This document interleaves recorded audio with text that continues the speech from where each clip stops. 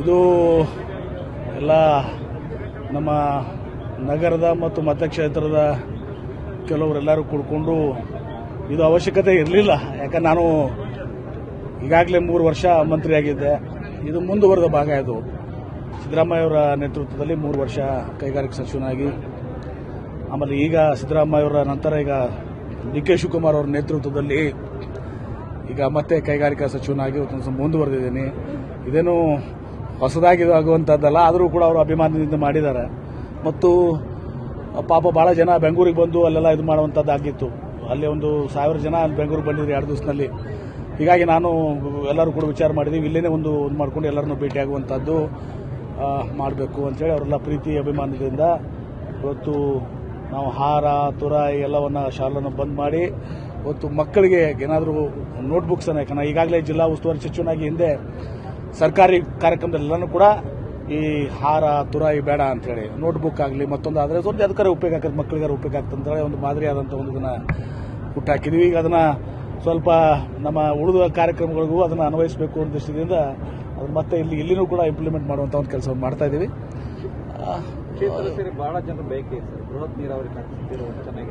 ನೋಡಿ, ನಾನು ಈಗ ಬೃಹತ್ ನೀರಾವರಿ ಸಚಿವನಾಗಿ 5 ವರ್ಷ ಕೆಲಸ ಮಾಡಿದ್ದೀನಿ. ಈಗ ಕೈಗಾರಿಕಾ ಸಚಿವನಾಗಿ 3 ವರ್ಷ ಕೆಲಸ ಮಾಡಿದೆ. ಈಗ ಅದನ್ನು ಮುಂದುವರಿಸ್ಕೊಂಡು ಹೋಗಬೇಕು ಅನ್ನೋ ದೃಷ್ಟಿಯಿಂದ ನಂದು ಆಶಯ ಯಾವತ್ತೂ ಸಹ ಬೃಹತ್ ಕೈಗಾರಿಕೆನೇ ಇತ್ತು. ಯಾಕಂದ್ರೆ ಈಗಾಗಲೇ ನಾನು ಸಾಕಷ್ಟು ಕೆಲಸ 3 ವರ್ಷ ಕೆಲಸ ಮಾಡಿದ್ದೀನಿ. ಅದು ಮುಂದುವರೆದು ಅದನ್ನು ಕಂಪ್ಲೀಟ್ ಮಾಡುವಂಥದ್ದು. ಹೀಗಾಗಿ ನಾನು ಬಯಸಿದ್ದೂ ಕೂಡ ಬೃಹತ್ ಕೈಗಾರಿಕೆನೇ.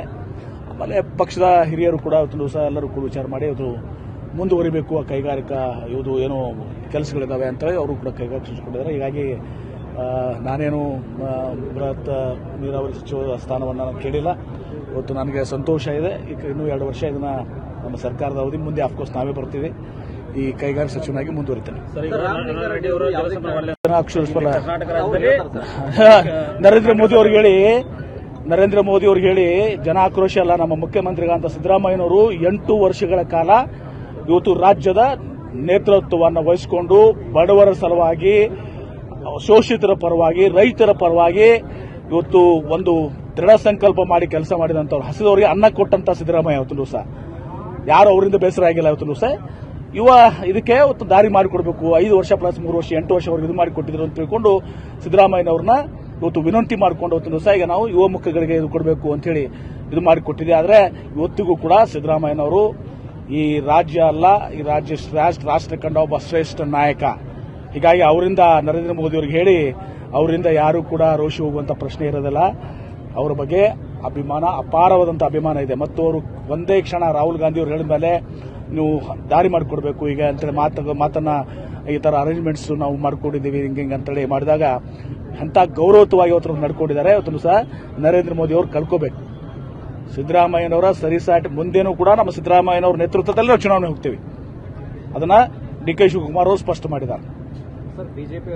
ಎಲ್ಲರೂ ಹೇಳ್ತೀನಿ ನೋಡಿ, ಒಂದು ಹೇಳ್ತೀನಲ್ಲ, ಇವತ್ತು ಪ್ರತಿಯೊಬ್ಬರು ಕಾರ್ಯಕರ್ತ ಹಿಡ್ಕೊಂಡು ಡಿ.ಕೆ. ಶಿವಕುಮಾರ್ ಅವರು ಒಳಗೊಂಡು ಹೈಕಮಾಂಡ್ ಎಲ್ಲರೂ ಇವತ್ತು ಸಹ ನಾವು ಸಿದ್ದರಾಮಯ್ಯನವ್ರ ಜೊತೆಗಿದ್ದೀವಿ. ಅವ್ರ ಬಗ್ಗೆ ಅಪಾರವಾದಂಥ ಅಭಿಮಾನ ಇದೆ. ಇವತ್ತು ಸಹ ಅವರ ಒಂದು ಮಾರ್ಗದರ್ಶನದಲ್ಲೇ 28ರ ಚುನಾವಣೆ ನಡೀತದೆ.